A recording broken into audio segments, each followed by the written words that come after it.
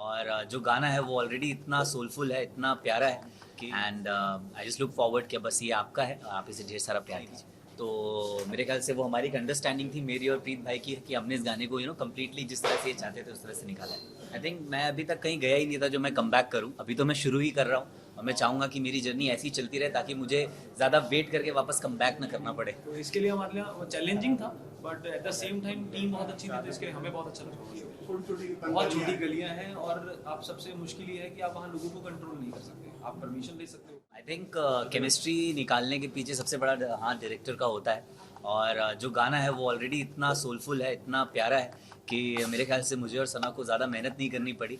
Automatically एक जो होता है ना इमोशंस हम सॉन्ग्स के थ्रू जो निकालना चाहते हैं वो बाहर आए और बहुत मज़ा भी आया। काफ़ी चैलेंजिंग शूट रहा है हमारे लिए ये, बट ओवरऑल जो हमने अभी प्रोडक्ट देखा है, जो वीडियो देखी है, मैं बहुत खुश हूँ और thank you so much for this amazing song and I just look forward कि बस ये आपका है, आप इसे ढेर सारा प्यार दीजिए।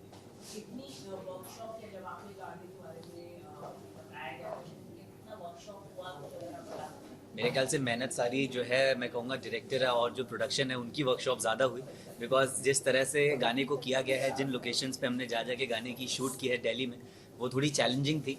बहुत सारे वाक़ये भी थे पर मेरे ख्याल से हम लोगों ने मेरे ख्याल से एक दिन दो दिन बात करी है और फिर मेरी उस टाइम पे शूट्स भी चल रही थी। तो मेरे ख्याल से वो हमारी एक अंडरस्टैंडिंग थी मेरी और प्रीत भाई की कि हमने इस गाने को कम्प्लीटली जिस तरह से ये चाहते थे उस तरह से निकाला है। सना की बात करें, सना के साथ केमिस्ट्री इतनी जल्दी कैसी बन गई आपकी? See it's also up to the artist. I think she is an amazing artist. उन्होंने बहुत अच्छे से होता है कंफर्ट लेवल, वो मेरे साथ भी कंफर्टेबल थी और मैं उनके साथ भी कंफर्टेबल था, तो कहीं ना कहीं एज एन एक्टर्स हम लोगों ने इस चीज़ को पुल ऑफ करने में हमारे लिए थोड़ी आसानी हो गई और बहुत अच्छा भी लगा उनके साथ काम करके। आई think she is very humble and sweet. Bansal music के बारे में आप क्या कहना चाहोगे? और काफी अच्छा प्रोडक्शन हाउस है, उसके बारे में आप आई थिंक जो भी अभी तक इन्होंने गाने लेकर आए हैं, मैं यही कहूँगा कि उनकी सारी गानों की जो क्वालिटी थी बहुत अमेजिंग थी एंड मैं इनका पार्ट बनने का एक जो मेरा और भी मैं कहूँगा एक मोटिव था, वो यही था कि इनकी जो क्वालिटी ऑफ वर्क है उसका मैं हिस्सा बन सकूँ and I think I am extremely glad and happy that I am a part of this song. So I think Bansal music group has already a very bright future ahead and it is very promising और मुझे लगता है इन पर बहुत अच्छे अच्छे गाने अभी और भी आने वाले हैं। मैम आप क्या कहना चाहोगे? काफी बेहतरीन सॉन्ग है, अभिषेक को लेना, सना को लेना, ये दो प्रोडक्ट किस तरह से मतलब आपने कुछ सोचा था कि ये दो एक्टर होने चाहिए क्या कुछ अगर आप हाँ एक्चुअली ना जब प्रीत ने और साजिद ने बताया कि अभिषेक को लेना है, तो एक्चुअली मैं तो लंदन रहती थी, इतना मुझे पता नहीं है लोगों के बारे में। जब मैंने सर्च किया, मैंने कहा नहीं अभिषेक के लिए सर्च नहीं करना पड़ा क्योंकि अभिषेक को मैं जानती थी, लेकिन मुझे सना के लिए सर्च करना पड़ा कि कौन है, क्योंकि मैं इंस्टा में हूँ नहीं।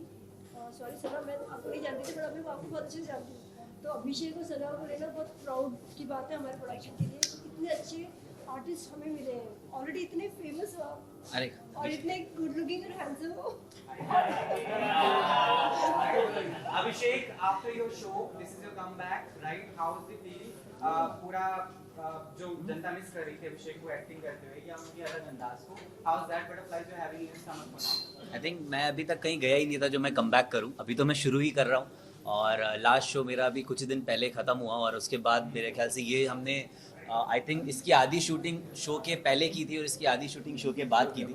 तो बस वो हमारे लिए एक बहुत बड़ा चैलेंज भी रहा है कि मैं सेम दिखूं जो मैं 3-4 महीने पहले दिखता रहा हूँ और बाकी मैं यही कहूँगा कि अभी एक जर्नी है, एक जर्नी शुरू हो रही है और उस जर्नी में ऐसे लोगों से मिलके उनके साथ इतना अच्छा काम करके मुझे बहुत खुशी मिल रही है और मैं चाहूँगा कि मेरी जर्नी ऐसी चलती रहे ताकि मुझे ज़्यादा वेट करके वापस कम बैक ना करना पड़े। सर आप बताइए जाम मस्जिद के आप ये सॉन्ग शूट में सर आप बताइए कैसा रहा एक्सपीरियंस? हमने सुना है दिल्ली में काफी शूट हुआ है, कुछ अगर आप बता सकें। एक्चुअली जब हम ये शूट करने का प्लान कर रहे थे तो हमारा था कि हमें वैसा थोड़ा रस्टिक लुक चाहिए था जो दिल्ली की गलियों में, दिल्ली 6 की गलियों में आपको जनरली मिलता है।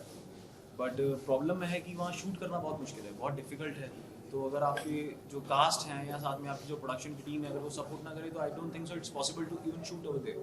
तो I मुझे think ऐसा लगता है कि सारे- बहुत मुश्किल हो जाता है, बहुत shoot सारे करना। challenges थे। तो जब तक सब कोऑपरेट नहीं करते तब तक वो शूट हो नहीं पाएगा, बट वो जो लुक वहाँ से निकल के आती है फिर वो भी कहीं मिलती नहीं है।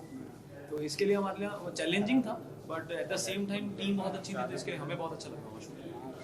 पुरानी दिल्ली की बात कर रहे हैं, काफी सारी चीजें हैं और फिर रेस्टोरेंट है जो अंग्रेजों के टाइम के आते हैं, वो चीज क्या क्या आपने यूज किया प्रॉपर्टी?